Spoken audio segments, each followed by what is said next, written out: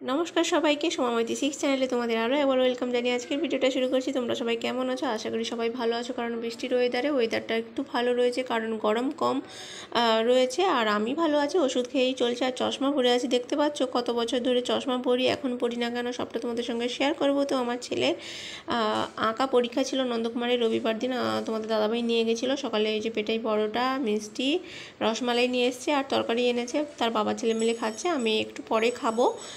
তারপরে দেখো রান্নাবান্নাটা, বুধবারের রান্নাটা একটু শেয়ার করে নিয়েছি। বুধ, বৃহস্পতি, শুক্রবার আজ অবধি শেয়ার করে নেবো। তো শাক ভাজা আর একটু মিক্সড সবজি, ডাঁটা কাঁঠাল বিচি দিয়ে তরকারি করেছি। আর ভোলা মাছ এনেছিলো, ভোলা মাছের ঝাল করেছি। মাছগুলো না ভালো ছিল না, ওই জন্য ডিম ভাজাও করেছি আমার ছেলে আর বরের জন্য, ওখান থেকে আমারও একটু হয়ে যাবে।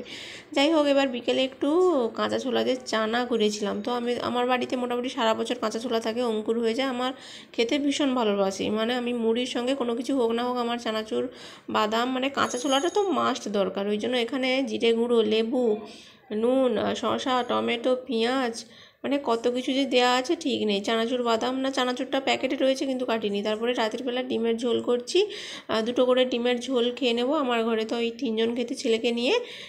তো রান্না বান্না করে নিচ্ছি। তারপরের দিন দেখো সবজি বাজার এনেছে, বৃষ্টিতে কীরকম ভিজে ভিজে তোমাদের দাদাভাই সবজি এনেছে। আমি বলেছিলাম একটু কাঁঠাল আনবে, তো লুজ কাঁঠালগুলো আর বেদানা মুসুম্বি করে এনেছে, আমটাম করে। আর ওই তো কুমড়ো আর বেগুন, ঢেঁড়স, আর ফ্রিজে ছিল এমনিতে পটল, ঝিঙে টিঙে ছিল।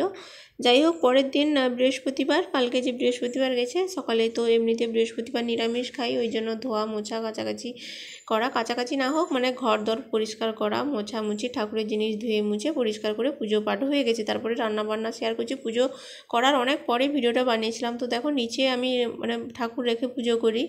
এখন ওই যেহেতু আমার অ্যাক্সিডেন্ট হয়ে গেছে, আমার মানে বিভিন্ন অনেক কারণও রয়েছে, সেগুলো পরে বলবো, কিন্তু এখন ওই নিচে ঠাকুর রেখে পুজো করি। আর ঠাকুরঘর তো ছাদের আমার একদিকে এখনও বাকি রয়েছে, ওই জন্য ঠাকুরগুলোকে না উপরে তুলে দিয়েছি, দিয়ে পুজো করেছি। আর নিরামিষে কোনো কিছুই রান্না করবো না বলতে দেরি হয়ে গেছিলো। তাও দেখো আলু, বেগুন, উচ্ছে ভাতে দিয়ে দিয়েছিলাম, আর ডালেও কিছু আলু দিয়ে দিই, ছেলে খেতে ভালোবাসে, ওই জন্য পটল ভাজা, শাক ভাজা, ডালের আলু দিয়েও ওই মাখা হবে। আর কুমড়োর তরকারি করব। আমার শাশুড়ি মা বলেছিল একটা পুঁইডাঁটা হয়েছে, কুমড়ো আনলে বলবে। তো ডাল আর আম কেটেছি। তো বর খেয়ে স্কুলে যাবে, আর ছেলের ওই 2-3 দিন এখনও ছুটি রয়েছে, পরীক্ষা হয়ে গেছে, আর একটা পরীক্ষাটা বাকি রয়েছে।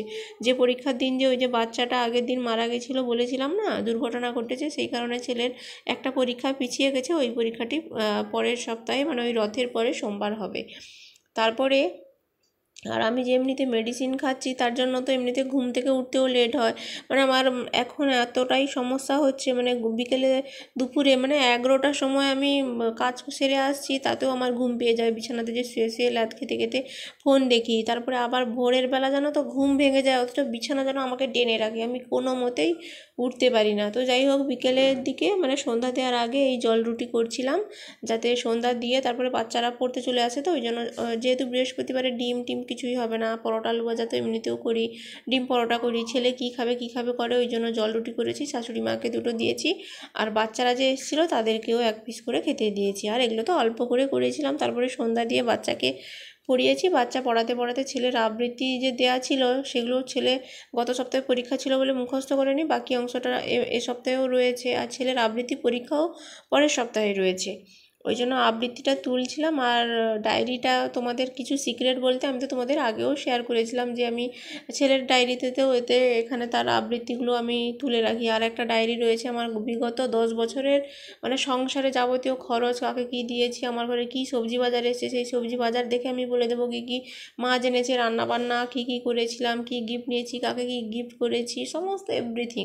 তারপরে আরও একটা ডায়েরিতে ওই যে টোটকা, আমার রাশিভিত্তিক, আমার রাশিতে কোনটা করলে ভালো, বা বাস্তু মতে সংসারে এই জিনিসটা করলে ভালো, সেই জিনিসটা করলে ভালো নয়, সংসারে হয় না, ঠাকুর এদিকে রাখলে ভালো, সেদিকে রাখলে ভালো, এই সমস্ত করে আমি টুকটাক করে ফোনে তো দেখতে থাকি, একটা দেখলেই একটা চলে আসে, স্ক্রল করতে করতে ওগুলোই লিখে রাখি। তো চশমাটা পরেছি দেখো, আমার কিন্তু 2017 থেকে আমার চোখে চশমা পরি। তো লাস্ট 2 বছর ধরে আমি ভিডিও বানাচ্ছি, ওই কারণে আমি চশমা পরি না, কারণ চশমা চোখে পড়লে আমার চোখের নিচে দাগ হয়ে যাবে, দেখতে খারাপ হয়ে যাবো যে, কিন্তু চোখটা তো আরও খারাপ হয়ে গেছে বেশি ফোন দেখে দেখে, ওই জন্য চশমা পরছি।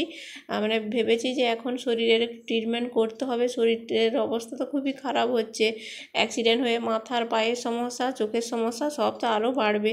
তো পরের দিন সকালবেলা চলে এসেছি, মানে আজকে শুক্রবার সকালে তোমাদের দাদাভাই এই যে মাছ এনেছে, কাটা রুই মাছগুলো নিয়ে এসছে আর চিংড়ি মাছ এনেছে। তো চিংড়ি মাছগুলো একটু কেটে নেবো। আর ছাই তো নেই এখন কারোর ঘরে, উনুনেও রান্না হয় না, আর হলেও সে ছাই মানে ঘুঁটের ছাই থাকে না। যাই হোক, তেঁতুল দিয়ে কিন্তু চিংড়ি মাছ কাটলে খুব ভালো হয়, মানে সেই লালা ভাবটা থাকে না। যাই হোক, এই চিংড়ি মাছগুলো একটু কেটে নেব, তারপরে রান্না বান্না হবে। আর তোমাদের দাদাভাই সেই মাছ এনে দিয়েছে, সেই ঘুম থেকে উঠে মাছ এনে দিয়েছে, গেছে সেই 10টার সময় এসছে। আমি নারকেল দিয়ে করব, কি বলে, মালাইকারি করব বলে, আচ্ছা নারকেল একটা ছাড়ানো আছে, শাশুড়ি মা দিয়েছিল, সেটাকে ছাড়িয়ে দিলে তো পেস্ট করে তো মালাইকারি করব, দিতে দেরি হয়ে গেছে।